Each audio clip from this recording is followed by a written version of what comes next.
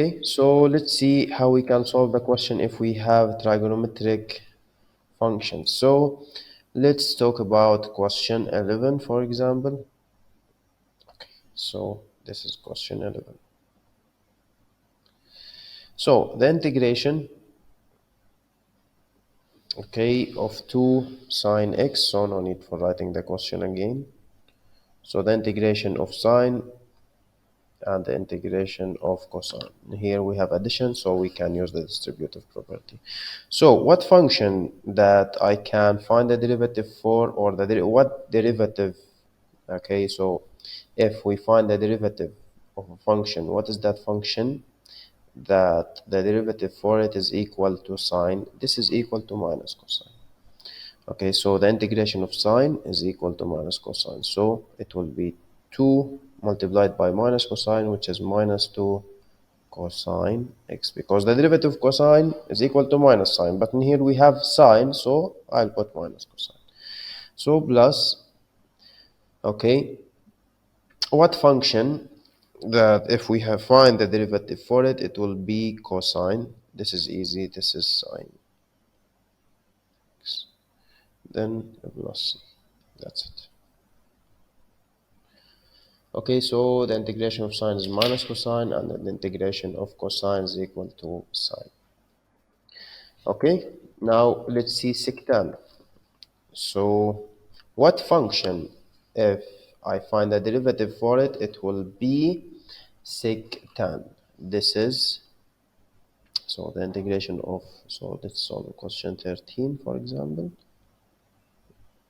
So in here, the integration of 2 sectan, this is equal to 2 sec x plus c, because the derivative of sec is equal to sectan. Okay, so let's see another question, which is 14, for example.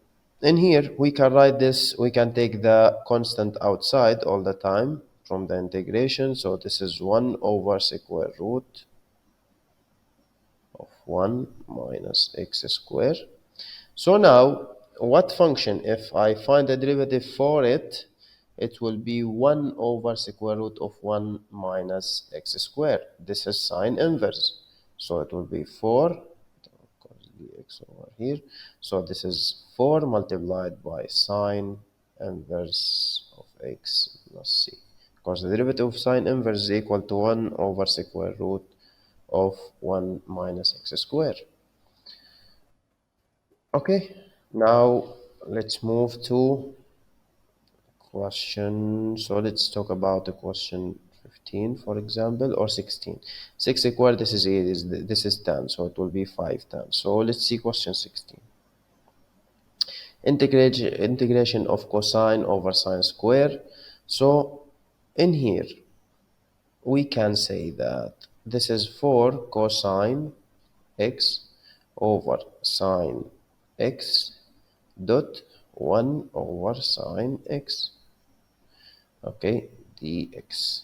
Now 1 over sine, this is what you have learned in grade 11, okay, 1 over sine is equal to cosec x, and 1 over cosine x, this is equal to sec x.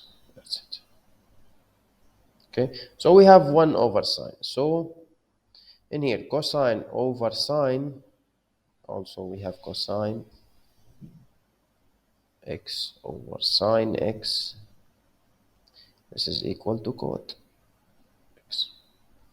Okay, so that's it, the integration of, let's take the 4 outside. So this is cot x multiplied by cosec x dx. Okay, so in here, what function, if I find the derivative for it, it will be cosec multiplied by cot. This is going to be, that's it, so this is equal to 4 multiplied by minus cosecant, so plus c, which is equal to minus 4 secant x plus. That's it. That's it basically. Okay, so in here in a question we have exponential function. So let's see how we can solve it. So let's talk about the question 17, for example. The integration for the exponential function all the time, if you have integration of e to the power ax dx, this is equal to the same exponential function, okay, divided by the coefficient beside the x. Okay, so in here, this is my rule. Okay, so in here, the integration of 3e to the power x, which is 3e to the power x.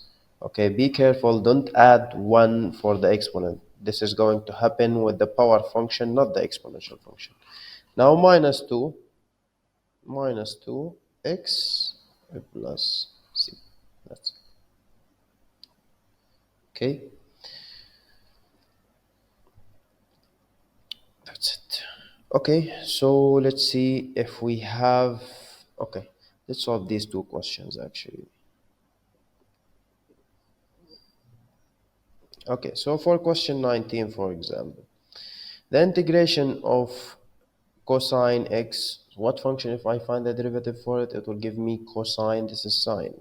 So this is a 3 sine x minus 1 over x. Okay, now I will stop over here. This is equal to, if I rewrite this function, it will be integration of a 3 cosine x, okay, minus, if I take this upward because it's 1 over x, it will be x to the power minus 1 dx.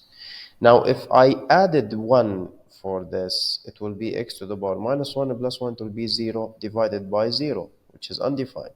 So once you have x to the power minus 1, you have to use the len rule, which is, if you have f prime over f x.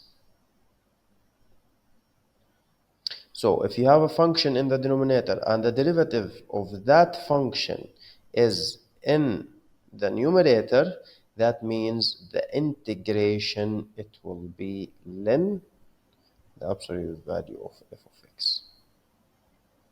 So if you have the function in the denominator and the derivative of that function is in the numerator, okay, that means you can use the rule or the len rule for finding the integration. So in here, the derivative of x is 1 and you can find it in the numerator.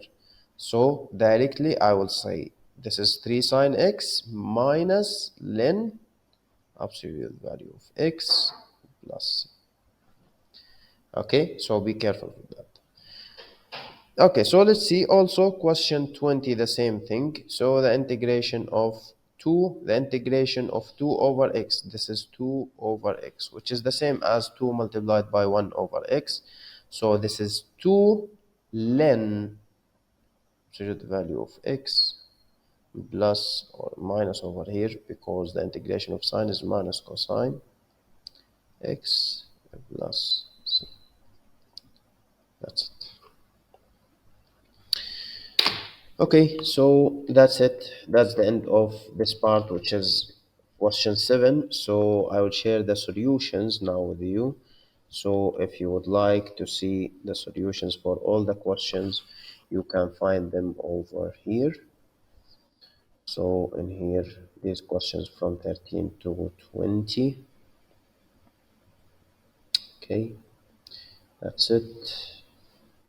So خلاص. These all the questions. So next, inshallah, we'll talk about a question or part 8. See you then.